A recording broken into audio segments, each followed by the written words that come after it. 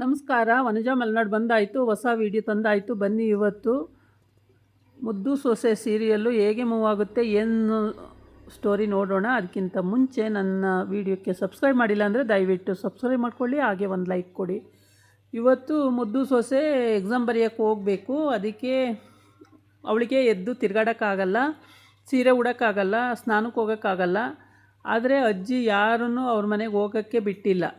ಹೆಂಗಸ್ರು ಯಾರೂ ಹೋಗಬೇಡಿ, ಭದ್ರನೇ ನೋಡ್ಕೊಳ್ಳಿ ಅಂತೇಳ್ಬಿಟ್ಟು ಅಜ್ಜಿ ಎಲ್ಲರನ್ನೂ ನಿಲ್ಲಿಸ್ಬಿಟ್ಟಿದೆ ಹೋಗ್ದಂಗೆ. ಭದ್ರ ಪರದಾಡ್ತಿದ್ದಾನೆ ಆ ಕಡೆ ಈ ಕಡೆ, ಆ ಕಡೆ ಈ ಕಡೆ. ಅವನಿಗೆ ಇವಾಗ ಏನು ಮಾಡಬೇಕು ಅಂತ ಗೊತ್ತಾಗ್ತಿಲ್ಲ. ಸೀರೆ ಉಡ್ಸೋಕ್ಕೆ ಬರಲ್ಲ ಅವನಿಗೆ, ಏನು ಮಾಡೋದು ಅಂತ ಗೊತ್ತಾಗ್ತಿಲ್ಲ. ಅಲ್ಲಿ ಅಪ್ಪ ಕರೀತಾರೆ, ಕರೆದು ಇನ್ನೂ ರೆಡಿಯಾಗಿಲ್ವೇನೋ ಅಂತಾರೆ. ಇಲ್ಲಿ ಬರ್ತಾನೆ, ಚಂಪಾ ಕರೀತಾಳೆ, ಚಂಪನೂ ಬರಲ್ಲ. ಆಮೇಲೆ ಅಜ್ಜಿ ಕರೆದ್ರೆ ಅಜ್ಜಿನೂ ಬರಲ್ಲ, ಯಾರು ಬರಲ್ಲ. ಏನು ಮಾಡೋದು ಅಂತ ಗೊತ್ತಾಗದೆ ಮತ್ತೆ ಇಲ್ಲಿಗೆ ಓಡಿ ಬರ್ತಾನೆ. ಓಡಿ ಬಂದ್ಬಿಟ್ಟು ಇನ್ನೂ ರೆಡಿ ಆಗಿಲ್ವೇನೆ, ಇನ್ನೂ ಎಷ್ಟೊತ್ತಿಗೆ ರೆಡಿ ಆಯ್ತೀಯಾ ಅಂತ ಕೇಳ್ತಾನೆ.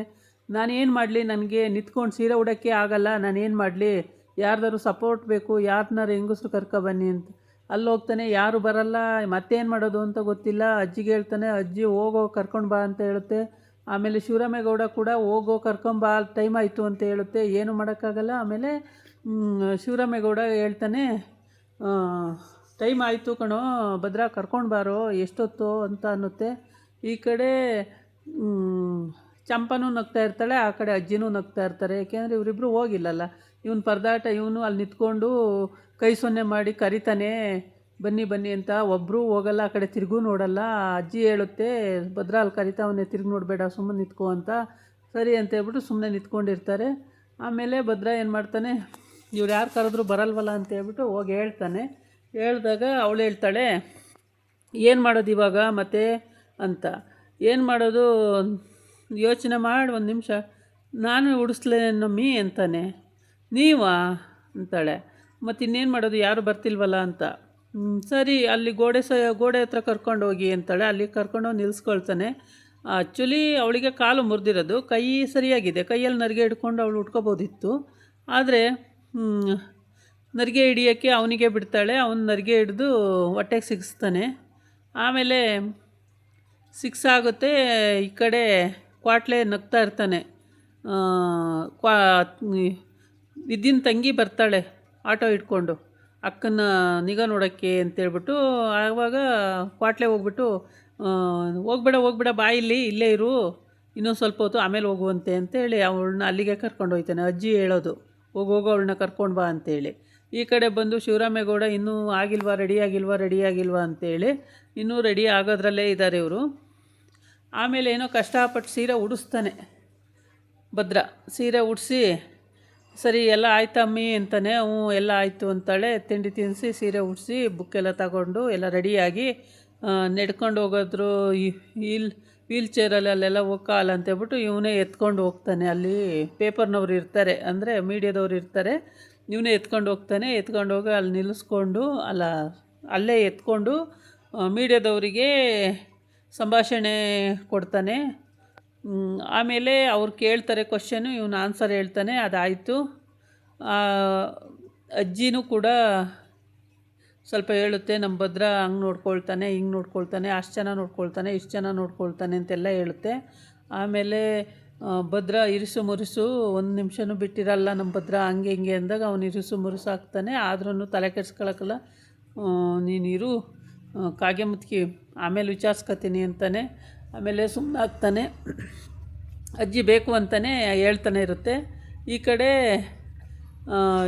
ತಂಗಿ ಬರ್ತಾಳೆ. ಬಂದುಬಿಟ್ಟು ರೆಡಿಯಾಗಿ ಹೋಗೋಕ್ಕೆ ಅಂತ ಅಕ್ಕನ ಹತ್ರ. ಆದರೆ ಅಕ್ಕನ ಹತ್ರ ಹೋಗೋಕ್ಕಿಂತ ಮುಂಚೆನೇ ಕ್ವಾಟ್ಲೆನೇ ತಡೆದು ಕರ್ಕೊಂಡು ಹೋಗ್ಬಿಡ್ತಾನೆ. ಏನೂ ಮಾಡೋಕ್ಕಾಗಲ್ಲ. ಆವಾಗ, ಯಾಕೆ ಕ್ವಾಟ್ಲೆ ಅಣ್ಣ, ನಾನು ಅಲ್ಲಿ ಹೋಗೋಣ ಅಂತ ಇದ್ದೀನಿ, ಅಕ್ಕನ ನೋಡೋಕ್ಕೆ ಅಂತ ಬಂದರೆ ಇಲ್ಲೇ ನಿಲ್ಸ್ಕೊಂಡ್ರಲ್ಲ ಕ್ವಾಟ್ಲೆ ಅಣ್ಣ ಅಂತೇಳಿ. ಇರು ಒಂದು 1/4 ಗಂಟೆ ಆಮೇಲೆ ಹೋಗುವಂತೆ. ಅಕ್ಕ ಇವತ್ತು ಎಕ್ಸಾಮ್ ಬರೆಯೋಕ್ಕೆ ಹೋಗೋದು, ಎಕ್ಸಾಮ್ ಬರೆಯೋಕ್ಕೆ ರೆಡಿ ಆಗ್ತಿದ್ದಾರೆ, ಬಾವ ಕರ್ಕೊಬರ್ತಾರೆ, ಇರು ಅಂತೇಳಿ ಅಲ್ಲಿ ಇರಿಸ್ಕೊಂಡೇ ಇರ್ತಾನೆ. ಎಷ್ಟೊತ್ತಾದ್ರೂ ಕಳಿಸೋದೇ ಇಲ್ಲ. ಆಮೇಲೆ ಭದ್ರ ಎಲ್ಲ ರೆಡಿ ಮಾಡಿ ಎತ್ಕೊಂಡು ಕರ್ಕೊಂಡು ಬರಬೇಕು. ಸ್ನಾನ ಮಾಡಿಸೋದು, ಸೀರೆ ಉಡಿಸೋದು ಎಲ್ಲ ಅವನೇ ಮಾಡಬೇಕಾಗಿದೆ. ಇವಾಗ ಅಡುಗೆ ಮಾಡೋದು, ಊಟಕ್ಕೆ ಇಡೋದು, ಪ್ರತಿಯೊಂದುವೇ ಎಲ್ಲ ಕೆಲಸನೂ ಅವನೇ ಮಾಡಬೇಕಾಗಿದೆ. ಈಗ ನರಿಗೆ ಹಿಡ್ದು ನರಿಗೆನ ಸೊಂಟಕ್ಕೆ ಸಿಕ್ಸ್ಬೇಕಾಗಿದೆ. ಆಮೇಲೆ ಈಗೇನು ಮಾಡಲಿ ಸಿಕ್ಸ್ಲಾ ಅಂತಾನೆ ಸಿಕ್ಸಿ ಅಂತಾಳೆ. ಅವನು ನರಿಗೆ ಹಿಡಿದು ಸಿಕ್ಸ್ತಾನೆ. ಆಮೇಲೆ ಅದಕ್ಕೆಲ್ಲ ಪಿನ್ ಮಾಡಿ ಎಲ್ಲ ರೆಡಿ ಮಾಡಿಕೊಂಡು ಕರ್ಕೊಂಡು ಹೋಗ್ಬೇಕು. ಆದರೆ ಆವಾಗ ಅವಳ ಮುಖ ಇವನು ನೋಡ್ತಾನೆ, ಇವಳ ಮುಖ ಅವನು ನೋಡ್ತಾನೆ. ಇಬ್ರಿಗೂ ಒಂದು ಸ್ವಲ್ಪ ನಾಚಿಕೆ ಆಗ್ದಂಗಾಗುತ್ತೆ. ಆಮೇಲೆ ಇಬ್ಬರು ಆ ಕಡೆ ಮುಖ ಹಾಕ್ಕೊಂಡು ಸ್ನೇಹನೆಗಾಡ್ಕೊಂಡು ಸುಮ್ಮನೆ ಇರ್ತಾರೆ. ಅಷ್ಟೊತ್ತಿಗೆ ಅಲ್ಲಿ ಕೂಗ್ತಾರೆ, ಲೋ ಭದ್ರಾ ಇನ್ನೂ ರೆಡಿ ಆಗಲಿಲ್ವೇನೋ ಅಂತ ಶಿವರಾಮೇಗೌಡ ಮತ್ತು ಅಜ್ಜಿ ಇಬ್ಬರು ಕೂಗ್ತಾರೆ. ಆಯಿತು ಬಂದ್ವಿ ಅಂತ ಹೇಳ್ಬಿಟ್ಟು ಆಗ ಎತ್ಕೊಳ್ಳಮ್ಮಿ ಅಂತಾನೆ. ಎತ್ಕೊಳ್ಳಿ ಅಂತಾಳೆ. ಇಲ್ಲಿ ಲವ್ ಇವರಿಗೆ ಶುರುವಾಗುತ್ತೆ ಇಬ್ರಿಗೂ. ಆಮೇಲೆ ಎತ್ಕೊಂಡೋಗಿ ಅವ್ನು ಬಿಡಬೇಕಾಗತ್ತೆ ಇವಾಗ ಅಲ್ಲಿಗೆ. ಅಲ್ಲಿಂದ ಕಾರಲ್ಲಿ ಕೂರಿಸ್ಕೊಂಡೋಗಿ ಎಕ್ಸಾಮ್ ಅಲ್ಲಿಗೆ ಕರ್ಕೊಂಡೋಗ್ಬೇಕಾಗತ್ತೆ. ಎಲ್ಲದಕ್ಕೂ ಸಪೋರ್ಟ್ ಬೇಕೇ ಬೇಕು ಇವಾಗ. ಕಾಲು ಮುರ್ಕೊಂಡಿದ್ದಾಳಲ್ಲ, ಎಲ್ಲ ಸಪೋರ್ಟು ಬೇಕಾಗುತ್ತೆ. ಇಲ್ಲಿ ಎತ್ಕೊಂಡು ಹೋಗ್ತಾ ಇದ್ದಾನೆ. ನಡಿಬಾರ್ದು 4 ವಾರ ಅಂತ ಹೇಳಿರೋದ್ರಿಂದ ಅವಳು ನಡೆಯೋಂಗಿಲ್ಲ ಇವಾಗ. ಪ್ರತಿಯೊಂದು ಇವನೇ ಮಾಡಬೇಕಾಗಿದೆ. ಒಂದೊಂದು ಸಲ ವಿದ್ಯಾ ಹಂಗೆ ಅನ್ಕೋತಾಳೆ, ಅಯ್ಯೋ ಎಷ್ಟು ಕಷ್ಟಪಡ್ತಾರೆ, ಅಯ್ಯೋ ರಾಮ ಅಂತೇಳ್ಬಿಟ್ಟು ಗೌಡ್ರು ಕಷ್ಟಪಡ್ತಿದ್ದಾರಲ್ಲ ಅಂತ ಹೊಟ್ಟೆ ಉರ್ಕೋತಾಳೆ. ಇನ್ನೊಂದೊಂದು ಸಲ ನನಗೆ ಎಷ್ಟು ಹೊಟ್ಟೆ ಉರ್ಸಿದ್ರು ಅಂತಾಳೆ. ಅದರಲ್ಲೂ ಇವಳು ಮಾಡಿದ್ದು ತಪ್ಪೇ. ಅದೆಲ್ಲ ಮಗು ಇದೆ ಅಂತೇಳಿ ನಾಟಕ ಆಡಿ ಶ್ರೀಮಂತ ಎಲ್ಲ ಮಾಡಿಸ್ಕೊಂಡು ಅವೆಲ್ಲ ಏನು ಚೆನ್ನಾಗಿರಲಿಲ್ಲ. ಆ ಥರ ಮಾಡಿದ್ದು ತಪ್ಪೇನೆ.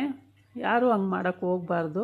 ರಿಯಲ್ಲಿ ಪ್ರೆಗ್ನೆಂಟ್ ಆಗಿದ್ದರೆ ಹೇಳಿ ಮಾಡಿಸೋದು ಅದೊಂಥರ. ಇವಳು ಶ್ರೀಮಂತಕ್ಕೆ ಬರೋವರೆಗೂ ಗುಟ್ಟನ್ನು ಮುಚ್ಚಿಟ್ಕೊಂಡಿದ್ದು ತಪ್ಪೇನೆ ಅದು. ಅದನ್ನು ಯಾರೂ ಮರೆಯೋಕ್ಕೂ ಆಗಲ್ಲ. ದ್ವೇಷನೂ ಅಷ್ಟು ಸುಲಭವಾಗಿ ಅದು ನಡೆದಿದ್ದನ್ನು ಯಾರ ಕೈಲೂ ಮರೆಯೋಕ್ಕೆ ಸಾಧ್ಯವೇ ಇಲ್ಲ. ಅವ್ರ ಅಪ್ಪ ಭದ್ರನ ಅಪ್ಪ ಆಗಲಿ ಭದ್ರ ಆಗಲಿ ಯಾರಿಗೂ ಸಾಧ್ಯ ಇಲ್ಲ. ಹೆಂಗಸರು ಪಾಪ ಇನ್ನೇನು ಮಾಡ್ತಾರೆ. ಎಲ್ಲರೂ ವಿದ್ಯಾ ಅರ್ಥ ಆಗಂಗೆ ಹೇಳೋದ್ಲು, ಹಿಂಗೆ ಅಂತ. ಎಲ್ಲ ವಿದ್ಯೆನ ಅಮ್ಮಂದೇ ಅದು ಕೆಲಸ. ವಿದ್ಯೆನಮ್ಮ ಹಂಗೆ ಹೇಳ್ಕೊಟ್ಟಿಲ್ಲ ಅಂದರೆ ಪಾಪ ಅವಳು ಹಂಗೆ ಮಾಡ್ತಾ ಇರಲಿಲ್ಲ. ಅವಳು ಹೇಳ್ಕೊಟ್ಲಾಗಿ ಹಂಗೆ ಮಾಡಿ ಪಾಪ ಅವಳು ಸಿಗಾಕೊಂಡು, ಈಗ ವಿದ್ಯೆ ಸಿಗಾಕೊಂಡು ನೆಳ್ತಾ ಇದ್ದಾಳೆ. ಅವರಮ್ಮ ಆರಾಮಾಗಿ ಅಲ್ಲಿರ್ತಾಳೆ. ಆಮೇಲೆ ಮೀಡಿಯಾದವರಿಗೆಲ್ಲ ಹೇಳ್ತಾನೆ ಹೀಗೀಗೆ ಅಂಥೇಳಿ. ಅವಳನ್ನು ಕೇಳ್ತಾರೆ ಕ್ವಶನ್ನು. ಅವಳು ವಿದ್ಯೆನೂ ಹೇಳ್ತಾಳೆ. ಎಲ್ಲದು ಮುಗಿಯುತ್ತೆ. ಎತ್ಕೊಂಡೆ ಎಲ್ಲ ಮಾಡ್ತಾನೆ. ಆಮೇಲೆ ಈ ವೀಲ್ ಚೇರ್ ತಗೊಂಬ ಅಂತ ಕಳಿಸ್ತಾನೆ. ವೀಲ್ ಚೇರ್ ತರ್ಬೋದು, ಆಮೇಲೆ ವೀಲ್ ಚೇರಿಗೆ ಕೂರಿಸ್ಕೋಬೋದು. ಆದರೆ ಇಲ್ಲಿ ಇವರು 4 ಜನಕ್ಕೆ ಇವಾಗ ಒಣಕೆ ತಗೊಂಡು ಕುಡ್ತಂಗೆ ಆಯ್ತೈತೆ. ಏಕೆಂದರೆ ಅವಳು ಕಂಡ್ರೆ ಆಗಲ್ಲ ಫಸ್ಟಿಗೆ. ಈಗ ಅವಳಿಗೆ ಎಕ್ಸಾಮ್ ಬರೆಯೋಕ್ಕೆ ರಾಜ್ ಮರ್ಯಾದೆ ಕೊಡ್ತಾ ಇರೋದು. ಇನ್ನೂ ಅವರಿಗೆ ಸಹಿಸ್ಕೊಳ್ಳೋಕ್ಕಾಗ್ತಾಯಿಲ್ಲ. ತುಂಬ ಕೋಪ, ಸಿಟ್ಟು. ಅಯ್ಯೋ ಈ 3 ಅಡಿಗೆ ಇನ್ನೂ ಇಷ್ಟೊಂದೆಲ್ಲ ಮಾಡ್ತಾರಲ್ಲ ಅಂಥೇಳಿ ತುಂಬಾ ದ್ವೇಷ, ಅಸೂಯೆ ಎಲ್ಲ ನಡೀತಾ ಇದೆ. ಆದರೆ ಬಾಯಿ ಬಿಟ್ಟು ಒಂದೊಂದು ಸಲ ಹೇಳಿನೂ ಎಲ್ಲರ ಕೆಲವು ಬೈಸ್ಕೋತಾರೆ. ಒಂದೊಂದು ಸಲ ಹೇಳ್ದೇ ಸುಮ್ಮನೆ ಇರ್ತಾರೆ. ಅಜ್ಜಿ ಕೂಡ ಭದ್ರನಿಗೆ ಸಪೋರ್ಟ್ ಮಾಡುತ್ತೆ, ಭದ್ರಿಗೂ ಸಪೋರ್ಟ್ ಮಾಡುತ್ತೆ, ಮತ್ತು ಮೊಮ್ಮಗಳಿಗೂ ಸಪೋರ್ಟ್ ಮಾಡುತ್ತೆ, ವಿದ್ಯಂಗೂ ಸಪೋರ್ಟ್ ಮಾಡುತ್ತೆ, ಭದ್ರಂಗೂ ಸಪೋರ್ಟ್ ಮಾಡುತ್ತೆ, ಇಬ್ಬರಿಗೂ ಸಪೋರ್ಟ್ ಮಾಡುತ್ತೆ. ಒಟ್ಟಿಗೆ ಚಾಲೆಂಜ್ ಮಾಡಿದೆ, ಭದ್ರನೂ ವಿದ್ಯೆಯನ್ನು ಒಂದು ಮಾಡೇ ಮಾಡ್ತೀನಿ ನಾನು ಯಾವ ಕಾರಣಕ್ಕೂ ಬಿಡಲ್ಲ ಅಂಥೇಳಿ. ಹಾಗೆಯೇ ಸಪೋರ್ಟ್ ಮಾಡುತ್ತೆ. ಈ ಕಡೆ ಮೀಡಿಯಾದವರು ಎಲ್ಲ ಕ್ವಶನ್ನು ಕೇಳಿ ಆನ್ಸರ್ ತಗೊಂಡು ಟೆಲಿಕಾಸ್ಟ್ ನಾಳೆ ಟಿ ವಿ ಟೆಲಿಕಾಸ್ಟ್ ಆಗುತ್ತೆ ಅಂತ ಹೇಳ್ಬಿಟ್ಟು ಹೋಗ್ತಾರೆ. ಅವ್ರದ್ದು ಮುಗ್ದೋಗುತ್ತೆ. ಅವರು ಇಲ್ಲ ಮುಗಿಯಲ್ಲ. ಅವರು ಕಾಲೇಜಿಗೆ ಹೋಗೋವರೆಗೂ ಅವರು ಹಿಂಬಾಲಿಸ್ಕೊಂಡೇ ಹೋಗ್ತಾರೆ. ಕಾಲೇಜಲ್ಲಿ ಎಕ್ಸಾಮ್ ಬರೆಯೋವರೆಗೂ ಅವರು ಅಲ್ಲೇ ಇದ್ದು ಎಕ್ಸಾಮ್ ಬರೆದ ಮೇಲೆ ಮತ್ತೆ ಅವ್ರ ಹತ್ರ ಕೇಳಿ ಎಲ್ಲ ತಿಳ್ಕೊಂಡು ಆಮೇಲೆ ಅವ್ರು ಹೋಗೋದು. ಇಂಥ ಗಂಡನ ಪಡ್ತಿರೋ ನೀವೇ ಪುಣ್ಯವಂತಿ ಅಂತ ಹೇಳ್ತಾರೆ ಮೀಡಿಯಾದವರು. ಹೌದು, ನಿಜವಾಗ್ಲೂ ನಮ್ಮ ಗೌಡ್ರು ಅಷ್ಟು ಒಳ್ಳೆಯವರು ಅಂತ ಅವಳು ಹೇಳ್ತಾಳೆ. ಸರಿ, ಎಷ್ಟು ಒಳ್ಳೆ ಸಂಸಾರ ನಿಮ್ಮದು ಅಂತ. ಥ್ಯಾಂಕ್ ಯು ಸೋ ಮಚ್ ಅಂತಾಳೆ. ಅವಳು ಸ್ವಲ್ಪ ಡಾಕ್ಟ್ರು ಓದ್ತಾ ಇರೋದ್ರಿಂದ ಬರೀ ಇಂಗ್ಲೀಷನ್ನೇ ಹೆಚ್ಚಿಗೆ ಉಪಯೋಗಿಸ್ತಾಳೆ. ತುಂಬಾ ಚೆನ್ನಾಗಿ ಕತೆ ಮೂಡಿ ಬಂದಿದೆ. ನಾಳಿನ ಎಪಿಸೋಡಲ್ಲಿ ಇನ್ನೂ ಇಂಟ್ರೆಸ್ಟಿಂಗ್ ಕತೆ ಇರುತ್ತೆ. ಎಲ್ಲೂ ಸ್ಕಿಪ್ ಮಾಡ್ದಂಗೆ ಫುಲ್ ನೋಡಿ. ತುಂಬ ಚೆನ್ನಾಗಿರುವಂಥ ಕತೆ ಇದು. ಈ ಕತೆನ ನೋಡಿಬೇಕಾದ್ರೆ ನಿಮಗೂ ಒಳ್ಳೆ ಎಂಟರ್ಟೈನ್ಮೆಂಟ್ ಸಿಗುತ್ತೆ, ಕೇಳಿಸ್ಕೊಂಡ್ರೂ ಕೂಡ. ಇಲ್ಲಿ ಅಜ್ಜಿಗೂ ಮತ್ತು ಚಂಪಗೂ ಮತ್ತು ಮೋನಗೆ ಮತ್ತು ವಿದ್ಯುನ್ ತಂಗಿಗೆ 4 ಜನಕ್ಕೆ ಅಷ್ಟಿಷ್ಟಲ್ಲ ಸಂತೋಷ, ಸಖತ್ತು ಸಂತೋಷ. ಇದಾಗಿತ್ತು ಇವತ್ತಿನ ವೀಡಿಯೋ. ನಾಳೆ ಇನ್ನೊಂದು ವೀಡಿಯೋ ಜೊತೆ ಬರ್ತೀನಿ. ನಮಸ್ಕಾರ.